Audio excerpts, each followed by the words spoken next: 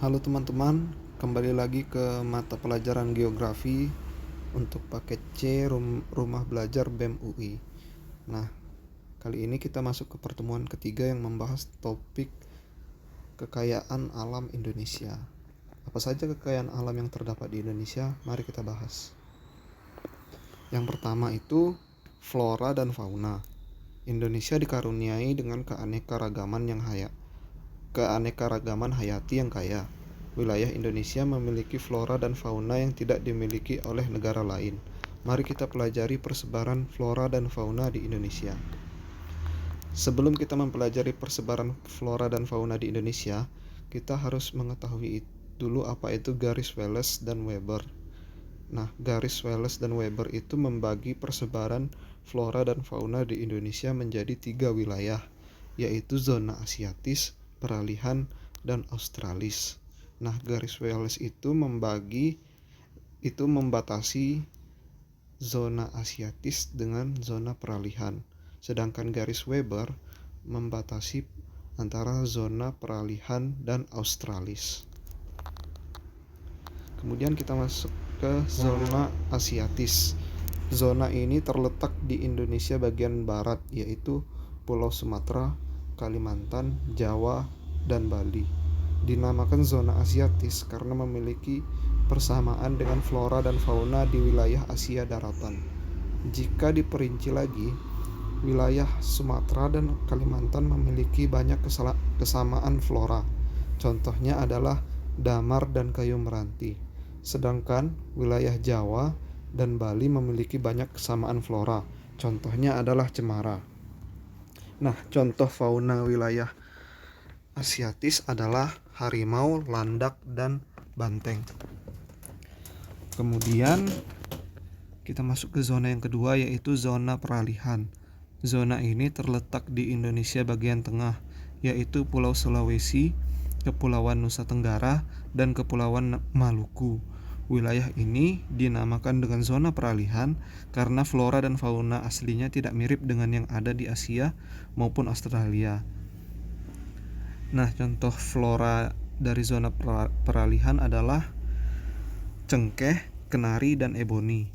Sedangkan contoh faunanya adalah tapir dan anoa.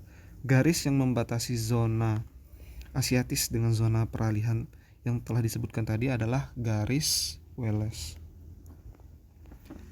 Kemudian zona Australis. Zona ini terletak di Indonesia bagian timur, yaitu Pulau Papua. Wilayah ini dinamakan dengan zona Australis karena flora dan faunanya memiliki kemiripan dengan yang ada di benua Australia. Contoh faunanya adalah kanguru, kasuari, dan cendrawasih. Contoh floranya adalah eukaliptus. Nah, garis yang membatasi antara zona Australis dengan zona peralihan tadi dinamakan dengan garis Weber. Nah, kemudian kita masuk ke flora dan fauna endemik di Indonesia. Flora dan fauna endemik itu artinya adalah flora dan fauna yang hanya dapat ditemukan di suatu wilayah tertentu.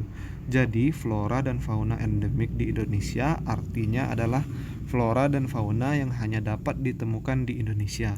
Nah, apa saja itu? Mari kita lihat di slide berikutnya. Yang pertama, flora. Flora endemik di Indonesia terdapat di berbagai pulau, di antaranya Pulau Sumatera. Contoh floranya itu adalah Rafflesia arnoldi atau bunga bangkai. Kemudian Pulau Kalimantan, contohnya anggrek hitam. Kemudian Pulau Jawa, contohnya ketapang. Kemudian Pulau Sulawesi, contohnya kayu eboni. Dan Pulau Papua, contohnya matoa. Kemudian fauna endemik di Indonesia terdapat juga di berbagai pulau, di antaranya di Pulau Sumatera, contohnya siamang. Di Pulau Kalimantan, contohnya pesut mahakam. Di Pulau Jawa, contohnya macan tutul Jawa. Di Pulau Sulawesi, contohnya anoa. Di Pulau Papua, contohnya cendrawasih. Kemudian kita masuk ke subtopik yang kedua, yaitu kekayaan alam di di Indonesia yaitu perikanan dan peternakan. Indonesia dikaruniai dengan keanekaragaman hayati yang kaya. Wilayah Indonesia sebagian besar atau 2/3-nya terdiri atas lautan.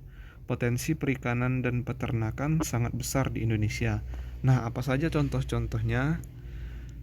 Contoh hasil perikanan yang terdapat di Indonesia antara lain ikan tuna, ikan tongkol, kerang, mutiara, dan rumput laut. Sedangkan hasil peternakan yang terdapat di Indonesia antara lain sapi, kerbau, kambing, kuda, dan babi.